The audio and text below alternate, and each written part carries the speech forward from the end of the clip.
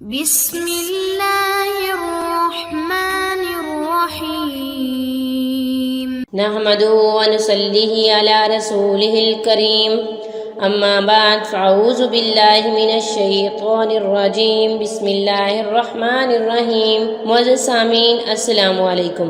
معزز سامعین، پیار محبت پیدا کرنے کا جو وظیفہ میں آپ کے لیے لائی ہوں وہ سب سے پاورفل اور طاقتور عمل ہے۔ انشاءاللہ اس وظیفے کی برکت سے آپ جس کے دل میں محبت چاہتے ہیں بے انتہا پیار محبت حاصل ہو جائے گی، جس سے آپ شادی کرنا چاہتے ہیں اس سے آپ کی شادی ہو جائے گی، پیغام نکاح قبول ہوگا اور آپ ہنسی خوشی زندگی گزاریں گے۔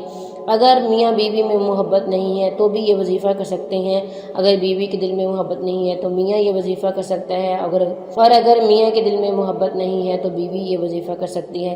انشاءاللہ العزیز اللہ تعالیٰ کے فضل و کرم سے ان کے دلوں میں محبت پیدا ہو جائے گی۔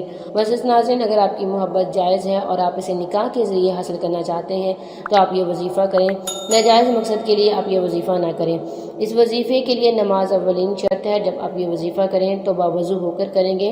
حضرت ابو ہریرہ ارشاد فرماتے ہیں کہ نبی صلی اللہ علیہ وسلم نے ارشاد فرمایا، تم قیامت کے دن میرے پاس آؤ گے سفید پیشانی ہاتھ پاؤں والے وضو کے سبب سے، یہ میری امت کا نشان ہوگا اور کسی امت میں یہ نشان نہیں ہوگا۔ معزز سامعین، کوشش کیا کریں ہمیشہ باوضو رہیں، درود شریف پڑھتے رہا کریں، کیونکہ وضو کی بہت ساری فضیلت ہیں۔ انسان باوضو رہے تو شیطان انسان کے پاس نہیں بھٹکتا، نہ اس گھر میں شیطان آتا ہے، نہ ہی انسان کے پاس شیطان بھٹکتا ہے، اور نہ ہی انسان کے کاموں میں الجھاؤ پیدا ہوتا ہے۔ معزز سامعین، اس لیے کوشش کریں باوضو رہیں، اور جب بھی آپ نے کوئی وظیفہ کرنا ہے تو آپ نے باوضو ہو کے کرنا ہے۔ آپ کے کپڑے صاف ہوں، جگہ پاک ہو، بستر پاک ہو، جہاں بیٹھ کے آپ یہ کریں۔ اگر آپ جائے نماز پہ بیٹھ کے کر رہے ہیں تو وہ جگہ بھی پاک ہونی چاہیے۔ اس وظیفہ کرنے کے لیے نماز اولین شرط ہے، نماز آپ نے کسی صورت نہیں چھوڑنی۔ آپ کسی بھی نماز کے بعد یہ کر سکتے ہیں، بہتر یہی ہے کہ آپ اس وظیفے کو نماز فجر کے بعد کریں۔ آپ 10 دن یہ وظیفہ کریں گے اور اس کی آپ روز ایک تسبیح کریں گے۔